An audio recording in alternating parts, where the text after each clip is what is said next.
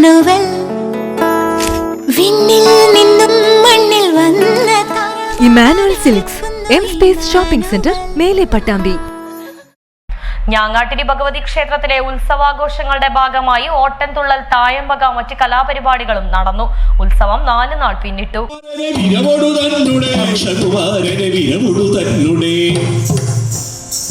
അക്ഷകുമാരനെ വിരവൊടു തന്നുടേ ശകുമാരനെ വിരവൊടു തന്നുടേ കക്ഷം തന്നിലമർത്തിയരിച്ച് അക്ഷകുമാരനെ വിരവൊടു തന്നുട കക്ഷം തന്നിലമർത്തിയരിച്ച് അക്ഷണമങ്ങു വധിച്ചൊരു സമര അക്ഷണമങ്ങു വധിച്ചൊരു സമര വിചക്ഷണനാകിയ മാർഗസുതൻ.